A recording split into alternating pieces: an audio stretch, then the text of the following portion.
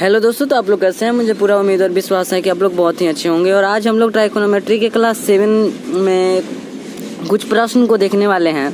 जैसे कि कल हमने एक प्रश्न देखा था और आज हम लोग उसी के टाइप का कुछ और प्रश्न है। जैसे कह रहा है कि आकृति में sine theta, cosec theta, sec theta, cot theta का मान ज्ञात करें। अब किस आकृति में? तो इस आकृति में किसका sine theta, cosec theta, sec theta, cot theta का मान ज्ञात करें। अब देखिए यहाँ पर कोई कोण का बात नहीं किया है, तो हम चुपचाप जो है वही लिख देंगे। जैसे कर्ण कितना है, तो कर्ण 25 है, तो हमने 25 लिख दिया। लंब कितना है, तो लंब यहाँ पर इसको लंब बोलते हैं, तो 7 हमने लिख दिया। आधार कितना है, तो 24 है, तो 24 यहाँ पर हमने लिख दिया। ठीक है, मतलब यहाँ पर कोण का बात ही नहीं किया है, इसलिए हम चुपचाप लिख देंगे जो है वो।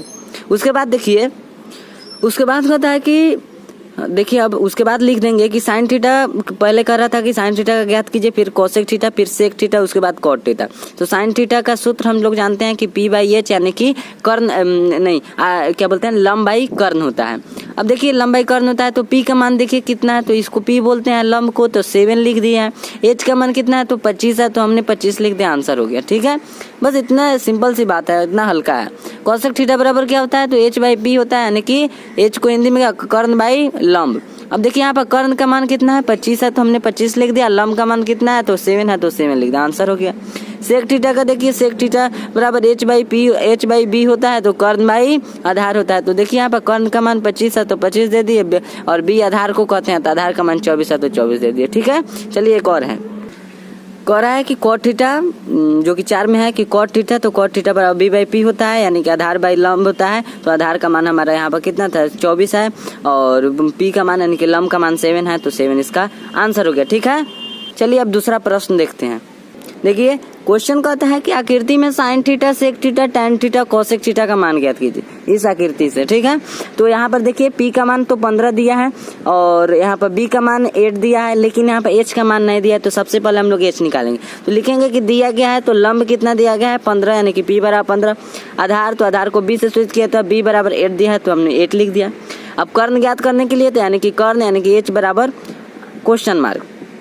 अब चलिए देखते हैं कि कर्ण बराबर सूत्र क्या होता है, तो H² बराबर P² प्लस B² होता है सूत्र। अब देखिए इस सूत्र पर हम लोग रखते हैं, तो H² बराबर P का मान कितना है, तो P का मान देखिए 15 है, तो 15 का होल स्क्वायर कर दिए, प्लस B का मान कितना है, तो 8 है, तो 8 का होल स्क्वायर कर दिए। अब यहाँ पर हमने लिखा है कि H² बराबर 15 में 15 से गुना करेंगे तो 225 हो जाएगा, प्लस है तो प्लस, और उसके बाद 8 में 8 से गुना करेंगे तो 64 हो जाएगा। उसके बाद H² बराबर 5 और 4 कितना होता है, 9 होता है, 6 और 2 कितना होता है, 8 होता है, और यहाँ पर 2 तो 2। तो H बराबर हो जाएगा, जब स्क्वायर हटता है तो रूट चढ़ता है, याद रखिएगा, स्क्वायर हटता है तो रूट चढ़ता है, और जब रूट हटता है तो स्क्वायर चढ़ता है। तो यहाँ पर क्या हटा है, स्क्वायर हटा तो रूट चढ़ गया। तो अब H बराबर क्या हो जाएगा, चलिए तो देखिए यहाँ पर H बराबर 17 आ गया, मतलब 289 का जो वर्गमूल होता है, मतलब ऐसे रूट में 289 था, तो 17 में 17 से गुणा करते हैं तो 289 आ जाता है। तो H का मान हमारा 17 आ गया। P का मान कितना था, 15 था, B का मान 8 था। तो साइन थीटा बराबर होता है P/H, तो P का वैल्यू देखिए 15 है, तो 15 हो गया, H का वैल्यू है 17, तो 17 दे दिए। उसी प्रकार से सेक थीटा का भी 17/8 हो गया। ठीक है, उस प्रकार से देखिए यहाँ पर क्या बोलते हैं, टैन थीटा P/B होता है, तो P का मान 15 है, तो 15 दे दिए, और B का मान 8 है, तो 8 दे दिए। ठीक है, कोसेक थीटा, यही इसका आंसर हो गया। ठीक है, चलिए आगे देखते हैं। अगला प्रश्न है कि आकृति से sine theta, sec theta, tan theta, cosec theta का मान ज्ञात करिए। यहाँ पर करा है कोण C के लिए, तो कोण C के लिए हमने यहाँ पर देखिए, यहाँ पर सबसे पहले P का मान 15 और B का मान 8 दिया गया है, और H का मान कुछ भी नहीं दिया गया है, लेकिन कहा है कोण C के लिए, तो यहाँ पर देखिए इसके सामने की भुजा A वाला लंब हो जाएगी। मतलब जिस कोण के लिए बात किया जाए उस कोण के सामने वाली जो आएगी भुजा वो लंब कहलाएगी। तो इस कोण के सामने वाली भुजा 8 है, तो ये लंब कहलाएगी। तो P का मान हमने 8 दे दिया, B का मान हमने 15 दे दिया, क्योंकि इसके जो सम्मुख भुजा है, तो सम्मुख भुजा इसके साथ में जो भुजा है वो 15 वाला है, तो 15 दे दिए। H का मान नहीं दिया तो नहीं। उसके बाद हमें यहाँ पर लिखा है कि यहाँ पर H बराबर P² प्लस B²। तो यहाँ पर हमने उस समय लिखा था कि H² बराबर P² प्लस B², लेकिन यहाँ पर हमने लिखा है H बराबर P² प्लस B², क्योंकि आप वहाँ पर देखे होंगे कि H स्क्वायर हटता है तो रूट चढ़ता है। तो हमने यहाँ पर डायरेक्ट ही H बराबर और स्क्वायर जो रहता है वो इस पर हमने रूट चढ़ा दिया है। ठीक है, तो H बराबर हो जाएगा, P का मान तो हमारा 8 दिया, तो 8 का होल स्क्वायर, प्लस B का मान के 15 दिया, 15 का होल स्क्वायर, तो H बराबर 8 में 8 से करेंगे 64, 15 में 15 225 हो जाएगा, दोनों को जोड़ेंगे तो 289 हो जाएगा। ठीक है, तो आगे देखते हैं। और यहाँ पर हमारा h बराबर हो गया 17, 289 होता है, और p बराबर 8 हो गया, b बराबर 15 हो गया। अब यहाँ से हमने साइन थीटा का मान निकाल लिया, साइन थीटा बराबर p/h होता है, तो p का मान 8 दिया है तो 8 हो गया, h का मान 17 है तो 17 इसका आंसर हो गया। सेक थीटा बराबर होता है कर्ण बाई यहाँ आधार यानी कि h/b, तो h का मान हमारा 17 है तो 17 दे दिए, b का मान हमारा 15 है तो 15 दे दिए। tan थीटा p/b होता है यानी कि लंब बाई आधार होता है, तो लंब का मान हमारा यहाँ पर कितना है 8 है तो 8 दे दिए, और आधार का मान 15 है तो 15 दे दिए। इस प्रकार से कौशिक थीटा का भी h/p होता है, तो h का मान देखिए 17 है तो 17 दे दिया, p का मान 8 है तो 8 दे दिया। ठीक है, ये इसका आंसर हो गया। चलिए अगले प्रश्न को देखते हैं।